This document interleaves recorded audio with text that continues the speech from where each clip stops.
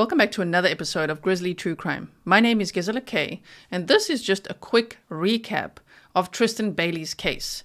I had a almost 2-hour live stream where we went over everything, which means a presentation with all the bullet points. We went over documents, we went over map time, we looked at the celebration of life that they had for Tristyn Bailey, we looked at clips from the court and everything. So if you want to see that, I always timestamp those for you, so you can go and check that out. I will link that full live stream below for you if you want to see that. This is really just a recap for those of you who are pressed for time and you really just don't have the 2 hours or don't want to watch something for that long. You just want the story and what's happening and why I'm even covering it. And the reason I'm covering this case now is because Aiden Fucci is set to start his trial on February 6th. 2023. It may still be delayed or shifted as we know how it goes, but it's been quite a long time, in the works and lots of motions filed and lots of things happening, legally speaking, for now 16-year-old Aiden Fucci to finally get to the place of going to trial. Now, he will be tried as an adult in this case, and I will tell you what happened in a moment. He will be tried as an adult, but the death sentence is off the table. So the maximum sentence he can get is life imprisonment without the possibility for parole. So now that you know that and what's coming up, let's have a look at what happened to Tristyn Bailey.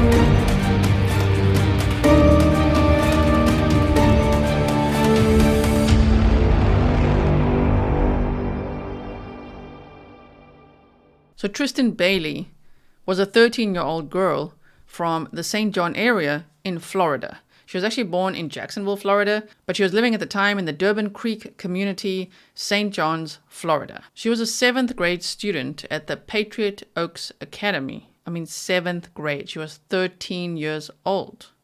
And she was on 2 cheer squads. That was her absolute favorite thing. She had massive goals for cheerleading and being on the cheer squad, and she excelled at them. She won multiple awards already, and she was one of those people where people say she lit up the room. She was a leader. She was feisty. She was goal-orientated, and she always got people really motivated to achieve their goals. Her favorite color was turquoise, or aqua as they call it, which is why I'm also wearing this jersey. I was wearing it for my live stream also in honor of Tristyn Bailey, so we can all join in hashtag Bailey Strong and remembering Tristyn Bailey. This was her absolute favorite color, and I must say it's also one of my favorite colors. So I think she made a good choice. Now, how did Tristyn Bailey even know Aiden Fucci? How did they cross paths? Well, they went to the same school, they lived in the same community, they were friends. When Rona hit, they actually looked after an injured kitten together. And when you find out what this person is suspected of doing to her, that is unimaginable to think that they looked after an injured kitten together. And then this is what ended up happening. Now, on May the 9th, 2021, that was a Sunday, Mother's Day. The Bailey family woke up and they were ready for Mother's Day breakfast, and Tristyn was nowhere to be seen, which was very unusual.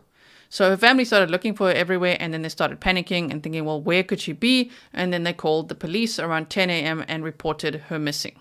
By 4:49 p.m., there was a missing child alert sent out to the community. The whole community was very worried. They all gathered together and started searching for Tristyn. Sadly, by 6:06 p.m., a jogger came across her body, and he could see that she had been stabbed multiple times. In fact, it turned out that she had been stabbed 114 times, and police have speculated he may have continued if his knife didn't break. So on Saturday, there was a event that the family went to, and they all got home, and at around 11:45, they all started heading off to bed, and that was the last time that they saw Tristyn. Now, she was on the phone talking to her friend Trey, and then she decided to sneak out of the house to go and meet up with Trey. And Aiden Fucci was also at Trey's house. So the three of them hung out together for about 30 minutes. They say that Aiden Fucci smoked some MJ, and then Aiden and Tristan decided to leave together. So they walked. We did some map time on that live stream if you want to check that out. That will also make more sense. I'm not going to do in the recap because this is how things then start getting really long. If we start doing everything, documents, the maps, the bullets and everything, this is just a recap. And if you want to check out everything, you can check it out over there. But they started walking, towards her house, but actually went right past her house, then towards his house. So he must have somehow convinced her to walk with him towards his house, and actually passed, because they went to this cul-de-sac, which went to a retention pond, like a wooded area with like a little pond. And there she was stabbed 114 times. And then at 3:30 a.m., that same camera captured a boy running, carrying his Nike shoes in his hand at 3:30 a.m. So think about the time that passed from 1:45 a.m. to 3:30 a.m. And when police asked Aiden, when they realized that's Aiden Fucci, they asked him, why did you take so long? What were you doing in that time? And he made up so many stories. He said, no, they were going there to meet her drug dealer, and then they got in a fight and he shoved her and she fell and hit her head, and then he just left. And another story that he has is that they went there and they got into an argument because she grabbed his penis, and then he shoved her in response, and then she fell and hit her head. All of these kinds of stories. There's a whole bunch more that he makes up. He changes his story quite a bit, which is, of course, a giant red flag.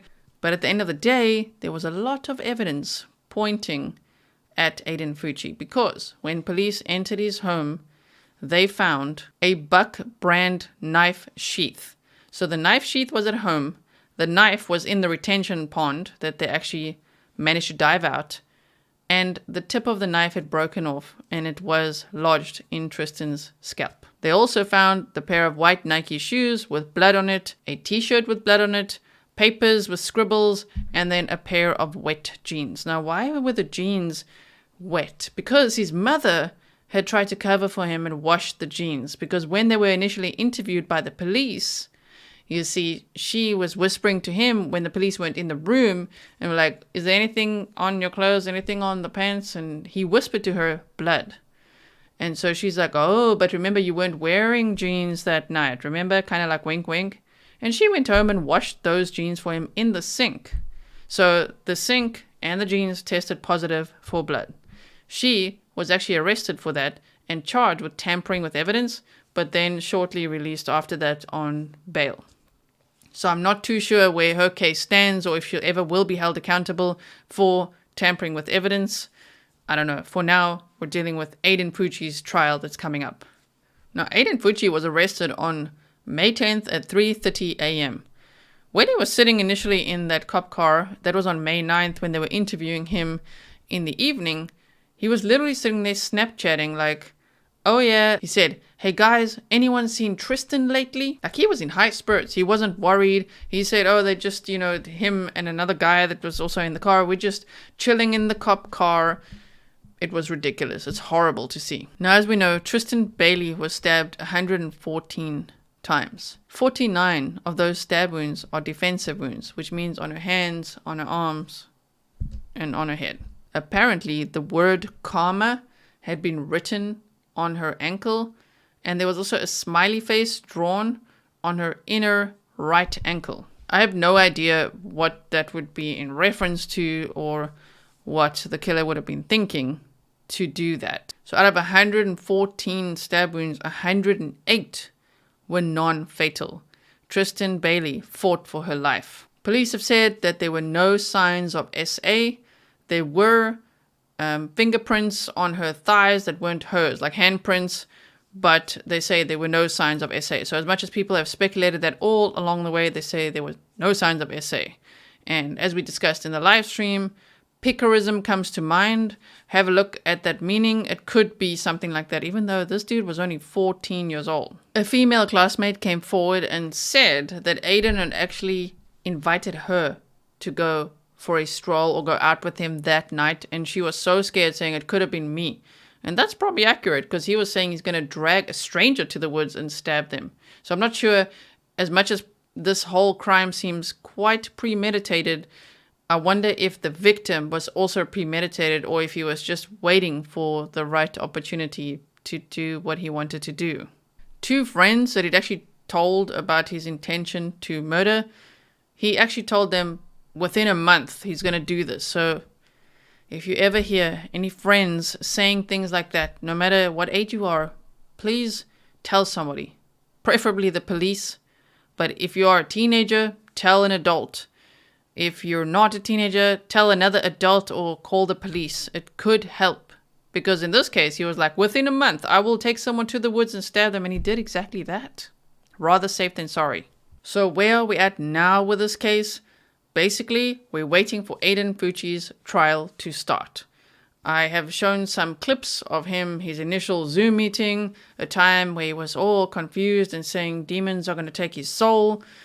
Other times when he seems way more aggressive. I mean, apparently he's fighting with other inmates and threatening to stab them and saying that he's a real killer because he stabbed them. He's not a coward by doing other types of murder. He's being a real big boy there in jail. He's all ready for prison. So the trial should be starting on February 6th, 2023. I'll keep you posted if there are any changes or if it gets delayed or something. But really, I just wanted to bring this case to you because it's been a long time coming. This happened in May of 2021. And here we are in January, almost going to February now, of 2023. And only now is the trial set to begin.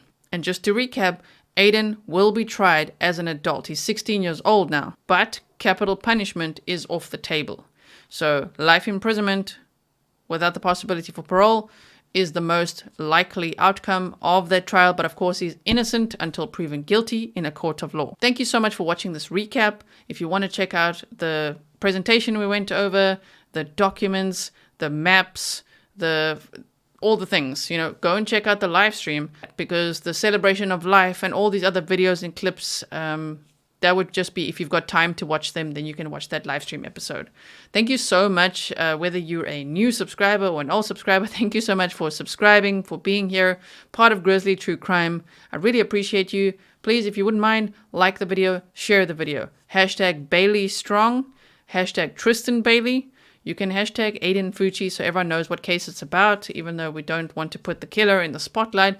And you can also use the hashtag Grizzly True Crime. Thank you so much. I'll be putting all the documents on Patreon, all the links to everything that you want to find about Grizzly True Crime. Even a little bit about me is on grizzlytruecrime.com. And I will see you in the next one.